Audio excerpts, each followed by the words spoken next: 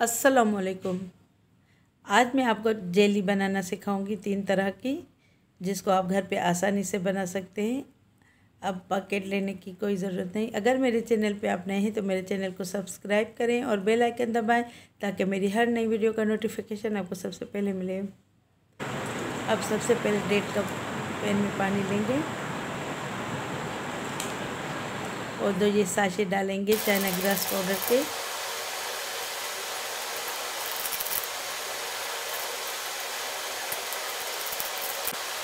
अब इसको अच्छी तरह पानी में मिक्स कर लेंगे ताकि इसकी सारी गुठलियाँ ख़त्म हो जाएं, वरना ये इसमें मोटे मोटे दाने रह जाएंगे। अगर इसको आप अच्छी तरह मिक्स नहीं करेंगे तो ठंडे पानी में ही मिक्स कर लेना है। अब इसमें 1/4 कप चीनी शामिल कर लेनी है।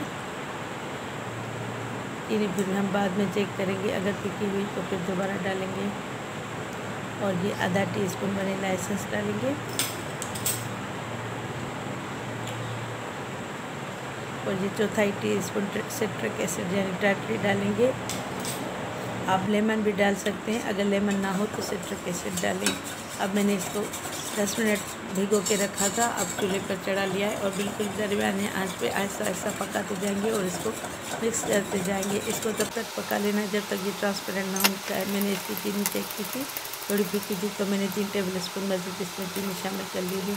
ये देखें इसमें बबल्स बनना शुरू हो चुके हैं और ये ट्रांसपेरेंट होने लगी। अब इनको 3 सांचों में डाल लेंगे और इसमें 3 कलर ऑरेंज, ग्रीन और रेड यानी नारंगी, हरा और लाल कलर ये शामिल कर लेंगे और इनको अच्छी तरह मिक्स कर लेंगे। ये जल्दी जल्दी मिक्स कर लेना है जमने से पहले, क्योंकि हमने इसको हार्ड जेली बनाना है, तो इसलिए मैंने पानी थोड़ा शामिल किया है।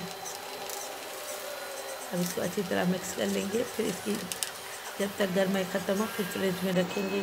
अब ये देखें जम चुके हैं। अब मैं इनको क्यूब में काट लेती हूँ। ये मैंने आधा घंटा फ्रिज में रखी थी। वैसे ये ठंडा होते होते जम गई थी, लेकिन मैंने इसको फिर भी फ्रिज में रखा था ताकि ये अच्छी तरह ठंडी हो जाए। ये देखें कितनी हार्ड जेली जमी है। इसको आप किसी भी डेजर्ट में शामिल कर सकते हैं।